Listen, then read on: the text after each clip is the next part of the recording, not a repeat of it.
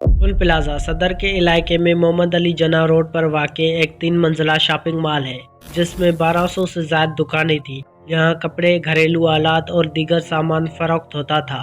इस सानिया की शुरुआत 17 जनवरी 2026 की रात तकरीबन 10:15 पे हुई। इब्तदाई इत्तलात के मुताबिक आग प्लाजा के ज़मीनी मंजिल पर भड़की, जहाँ गैर मुल्की कपड़े और प्लास्टिक का सामान जरखेज़ था। एक वीडियो में शोले पहली मंजिल से बाहर को लिपटते दिखाई दिए।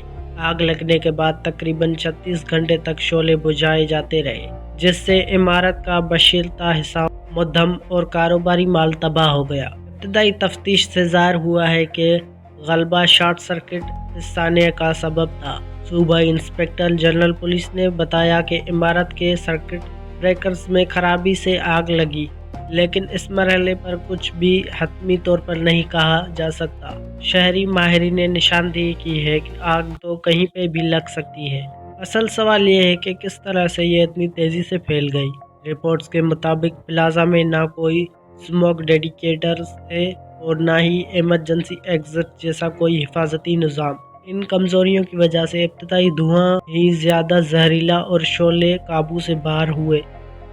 सानिया में घरेलू अफराद की कहानियां दिल दहलाने वाली हैं। कासर खान जैसे मुतासरीन ने बताया कि उनकी बीवी, बहू और सास सब आराम से खरीदारी करके घर वापसी का वादा करके प्लाजा गई, मगर वापस नहीं आई। कासर खान के मुताबिक लाशें टुकड़ों में बाहर आएंगी, कोई पहचानने के काबिल नहीं होगा। इस अलमनाक हादसे में 24 अफराद हलाक हुए और सैकड़ों अफराद जख्मी हुए। 36 साला फायर फाइटर फुरकान अली भी मलबे तले दबकर शहीद हुए, जो जान हथेली पे रख के शहरियों की जानें बचाने में मसरूफ थे। अवाम इमदादी कारकुनों के साथ खड़ी परेशान हाल सदाएं भी सुन सकते हैं जो अपने प्यारों के लिए हैं। इत्तला मिलते ही रेस्क्यू 1122 और फायर ब्रिगेड्स की टीम मौके वारदात पर पहुंच गई। इत्तला के 15 मिनट के अंदर 2 इब्तदाई फायर टेंडर आग बुझाने में हिस्सा लेने पहुंच गए।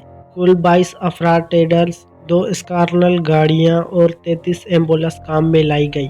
ताहम इमदादी काम में कई रुकावटें आईं। तंग रास्ते और शफाकीन की मजमाबाजी ने फायर ट्रेडर्स की आमद रोक दी, जिससे पानी ले जाने वाली गाड़ियां दाखिल नहीं हो सकी। उस दौरान प्लाजे में भरी प्लास्टिक जैसी आसानी से जलने वाली मवाद ने आग को बार बार भड़काया। सरदार अब्दुल हकीम ने कहा, बर वक्त रिस्पांस न होने से जानें ज़ाया हुई और ये इंतज़ामिया की संगीन गफलत है। रेस्क्यू जराइन का कहना है कि इस सारे ऑपरेशन में कुल 22 फायर टेंडर्स और 33 एम्बुलेंसें शामिल थी। सानिया के बाद अवाम हुकूमती इदारों की जवाबदेही फकदा पर गम गुस्सा का इजहार कर रहे हैं। कराची के मेयर मुर्तज़ा वहाज की जाए हादसा पहुंचने पर लोगों ने नारे लगाए। कराची बार के रुकन सरदार अब्दुल रहीम ने भी मीडिया में बयान दिया, कहा कि मेयर और इंतजामिया का देर से पहुंचना इंतहाई अफसोसनाक और गैर जिम्मेदार अमल है। उन्होंने मुतालबा किया कि सिंध हुकूमत फायर डिपार्टमेंट के नाकामियों का तफसीली जायजा ले और जिम्मेदारों के खिलाफ सख्त कार्रवाई करे।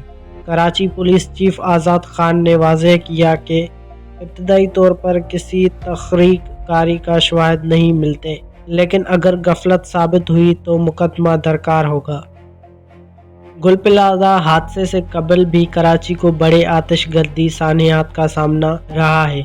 नवंबर 2023 में राशिद मिन्नास रोड पर वाक़े आरजे शॉपिंग मॉल में शॉर्ट सर्किट से आग लगी। आग में 11 अफराद हलाक हुए थे। 2012 में बाल्दिया टाउन के अली इंटरप्राइज गारमेंट्स फैक्ट्री में 250 से ज़्यादा मजदूर जल गए थे। उन वाक़यात में भी हिफाजती ज़वाबित नज़रअंदाज किए गए। न्यूज़ रिपोर्ट्स के मुताबिक कराची के तकरीबन 70% इमारतें फायर सेफ्टी के मेयार पर पूरी नहीं करती। गुल प्लाजा जैसे बड़े सानिया हमें याद दिलाते हैं कि माजी की इस वाक़ को नज़रअंदाज नहीं किया जा सकता। हादसे के बाद इंकशाफ हुआ कि प्लाजा और इसी तरह की इमारतों में फायर सेफ्टी का कोई मजबूत निज़ाम नहीं। इमारत में ना फायर स्प्रिंकलर्स थे, ना हाइड्रेंट्स اور نہ ہی مناسب ایمرجنسی ایگزٹ۔ یہ سب کچھ اس طور پر ہے جیسے باہر ہونے والی ہنگامی صورت۔ عمارت کی چھتوں پر تھرپور اور ترپال نے گھنے دھوئیں کا باعث بنایا جس نے اندر پھنسے لوگوں کو سانس لینے میں شدید دشواری ہوئی۔ چیف فائر آفیسر نے بعد میں بتایا کہ گل پلازہ اندر تعمیری تبدیلیاں بھی خلاف ضابطہ تھیں۔ ایس بی سی اے نے چھان بین میں بتایا کہ ماضی میں ٹھہری گئی فائر سیفٹی آرڈر رپورٹ پر عمل نہیں ہوا اور رمپا پلازہ جیسی ملحقہ عمارتوں کو بھی غیر محفوظ قرار دیا گیا ہے۔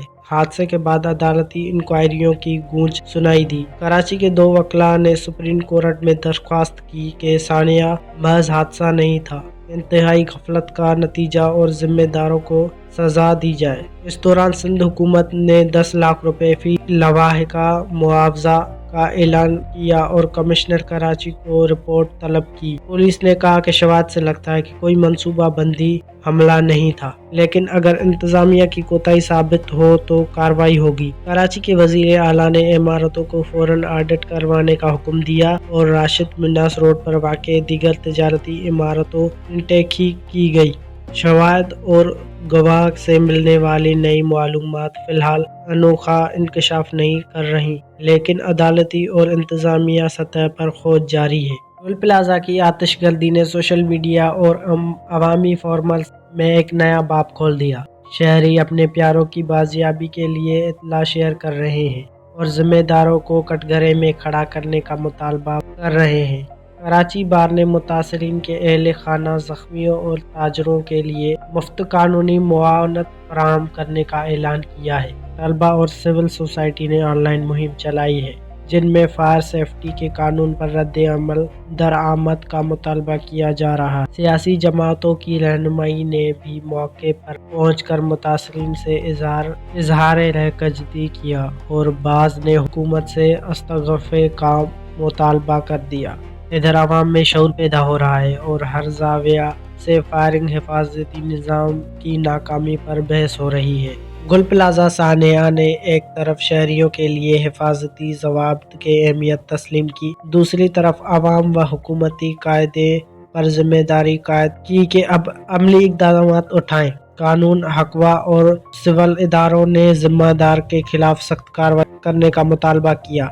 سردار عبدالرحیم نے کہا کہ افسوسناک سانحات سے بچاؤ کے لیے سب سے پہلے انتظامیہ کی نااہلی نوٹس لینا ہوگا۔ کال ٹو ایکشن عوام نے اپیل کی ہے کہ وہ اپنے علاقوں میں سیفٹی کیمپس قائم کریں اور حکام پر قانون پر عمل درآمد کے لیے دوبارہ پڑھائیں۔ وفاقی اور صوبائی حکومت کو چاہتے ہیں کہ فائر سیفٹی قوانین میں سختی کرو اور سہولتوں کی معیار کو بہتر بناؤ۔ اس سانحہ کی تلخ یاد ہمیں ڈھیل نہ لینے کی یاد دہانی ہے تاکہ مزید جانوں کا ضیاع روکا جا سکے۔ ویڈیو اچھا لگا تو لائک کرو اور چینل کو لازمی سے سبسکرائب کرنا کیونکہ ایسی انفارمیشنل ویڈیو یہاں پہ آتی رہتی ہیں۔